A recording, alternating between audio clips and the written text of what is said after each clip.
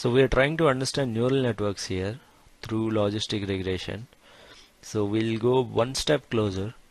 So we will see a new representation for the logistic regression line that we just built and see how it transforms to neural networks later. So this is the logistic regression line that we have built, e power beta naught plus beta 1 x1 plus beta 2 x2 divided by 1 power e power beta naught plus beta 1 x1 beta 2 x2. Now that can be rewritten in using this. We can just simply divide the whole equation with e power beta naught divided by beta 1 x1. So this particular line beta naught plus beta 1 x1 plus beta 2 x2, that can be taken as one equation, and we can take this whole function of 1 by 1 minus e power u or minus u or e power minus x. Let that function be g of x. So if that function is g of x, then I can write y equal to g of w naught plus w1 x1 plus w2 x2. Instead of beta naught beta 1, I'm writing using w naughts and w2. So this is nothing but summation wk xk. So y equal to g of summation wk xk, where g of x is 1 by 1 plus e power minus x. So this can be rewritten or it can be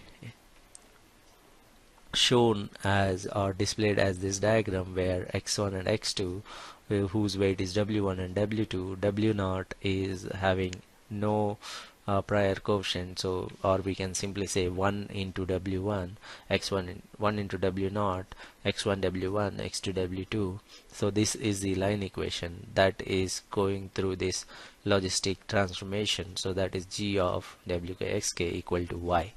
So this is how we can represent the same logistic regression line that we just built.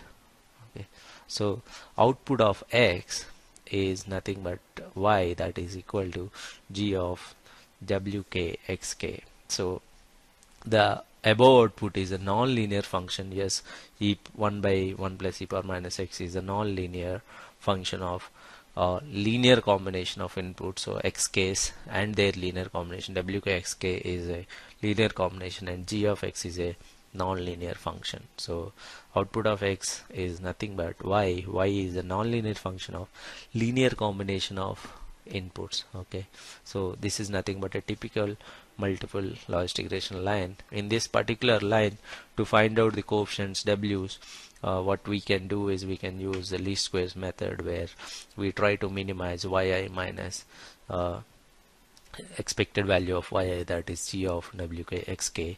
Then that is how we find wk values. That is nothing but the logistic regression line. So we just took the logistic regression line and we are trying to represent in a new way. Why we are doing this? This is going to somehow take us closer to neural networks. Later on, neural network representations will be similar to this. So till now we are talking about linear decision boundaries. What happens when there are non-linear decision boundaries? So let us see an example of non-linear decision boundaries. So we will take this data set, employee productivity data set, and then we'll try to fit a logistic regression line, and we will also see how the values of y are spanned, and we'll try to see whether the decision boundary is linear or non-linear, whether we can fit a logistic regression line, and if we force fit a linear decision boundary, what happens to the accuracy, and what will be the confusion matrix, and what are the final error rates. So let's do this lab and try to understand the non-linear decision boundaries.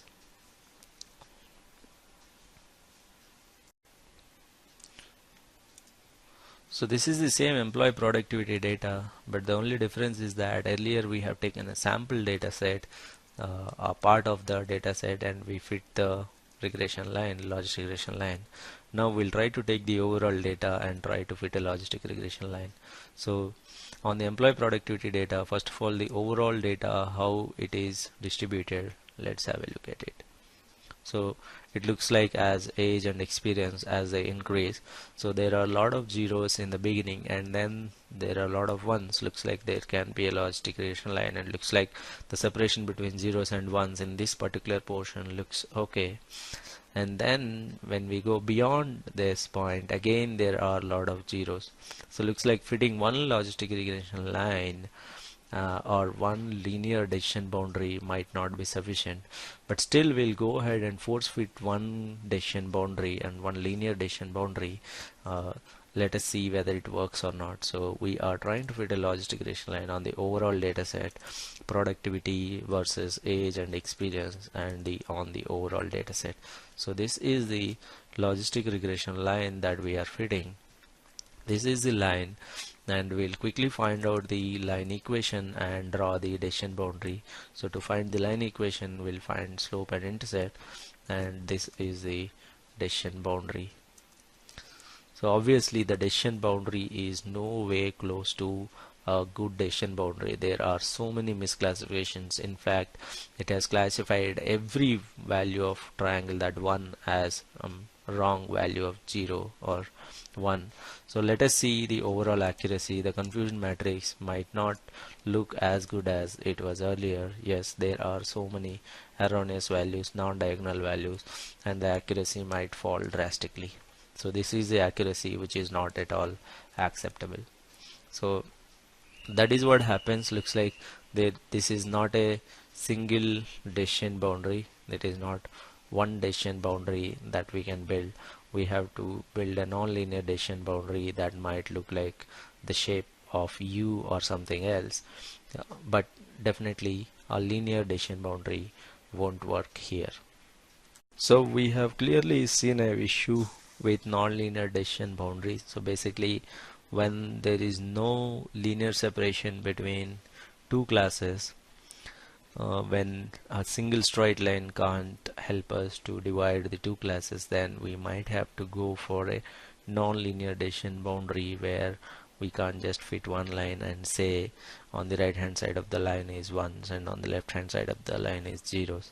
So one line might not be sufficient. So that seems to be a issue. So logistic regression line can't capture the variation, or it doesn't seem to be a good option when we have a non-linear decision boundary. So we need to find a solution for non-linear decision boundary. So using multiple logistic regression lines together, can I fit a decision boundary, or can I construct a decision boundary by fitting 2-3 logistic regression lines and then use it as a final classifier? So that is the idea that we have, but as of now a single logistic regression line can't work for a scenario where there is a non-linear separating boundary between two classes. So we have an issue with non-linear decision boundaries. Let's see a possible solution here. So we have the classes that can be separated by using one linear line or a classifier. So why don't we fit two models? So model 1 that separates the first portion, and then model 2 that takes care of the second portion.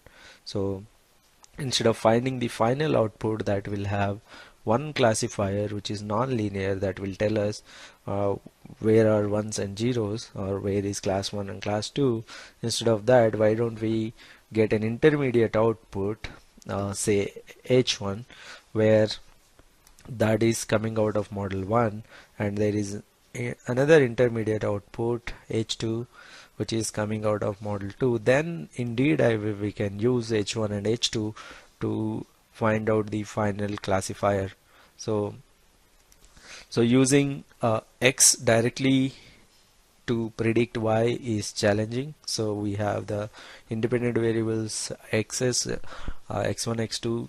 Using them directly predicting Y is challenging because Y is non-linearly dependent on X's, so a linear classifier is not working. So we will try to predict H, and then the intermediate output H will indeed predict Y. So that's the idea. So instead of directly going from X to Y, what we'll do is we'll try to predict H1 using X1, X2, and then H2 using again x1 x2, again using H1 and H2. We'll try to predict we'll try to predict Y. So how do we find the weights of the intermediate output? So we'll try to predict H1 using x1 and x2, H2 using x1 and x2, and then indeed H1 and H2 will be used for predicting Y. So H is a non-linear function of linear combination of x's. H2 is a non-linear function G of linear combination of x1 x2, whereas Y is a non-linear function of linear combination of H1 and H2. So that is intermediate output. H1 is found by, we can find W's by minimizing this least squares equation. We can find second set of W's by minimizing this set of least squares equation. Indeed, we can find these uppercase W's, the final weights, by trying to minimize this least squares equation where H is taken as input. Okay, so to understand this whole concept of intermediate output, we will do a lab, but remember this intermediate output is the sole base of neural network. To understand the neural network, it will really help us to find out how neural network works. So we'll take this overall data set that we have observed a non-linear decision boundary, then we'll try to fit two models, and then we'll use those two intermediate outputs and then indeed build a final model and try to see whether that works as a final classifier or not. So let's do a lab.